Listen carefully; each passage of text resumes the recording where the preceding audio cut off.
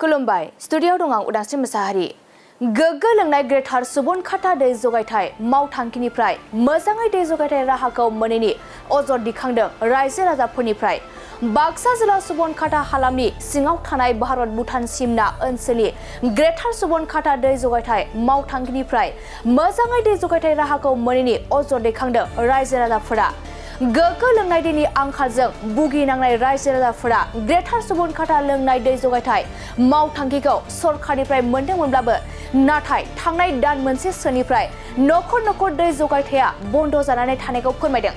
मख'जाथावदि दै जगायथायनि सिबिथायखौ दै जगायथाय मावथांखिखौ आबुं मावफुंनायनि उनाव नखर पाइपनि जोहै होदोंमोनब्लाबो दैया नाथाय एसेल' सफैदों होननानै फोरमायदों।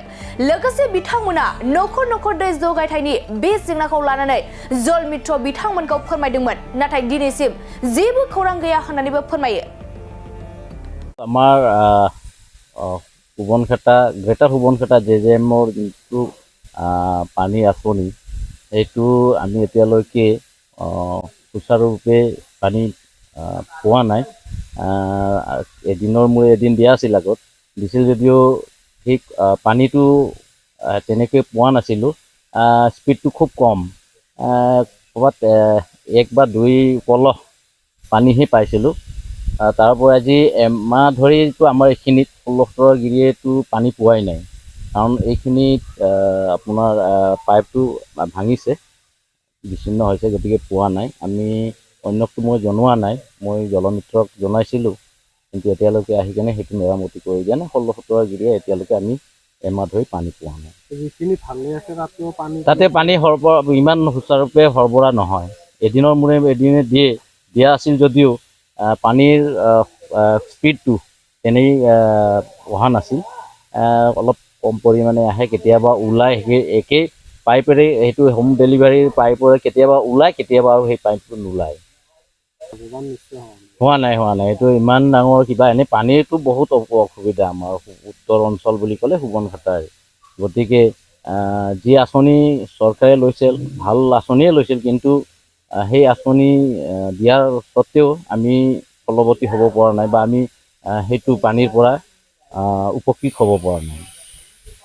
मोनसे फोसावथाय नोंथांमोननि ओनसोलाव सोरबाफोर ड्राग्स एबा फेग्रा मुवाजों नाख्रेबजानानै थानाय सुबुं दं नामा?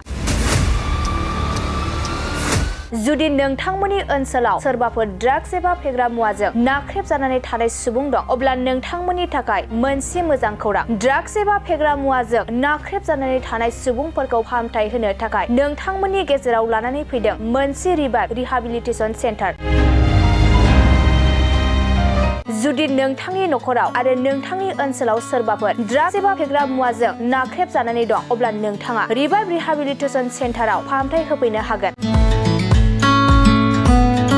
मंगलदै सेनं बामुनपारा दरंआव थानाय रिभाइभ रिहाबिलिटेसन सेन्टाराव नोंथाङा ड्राग्स एबा फेग्रा मुवाजों गोदोसोनानै थानाय सुबुंफोरखौ फाहामथाय होफैनो हागोन।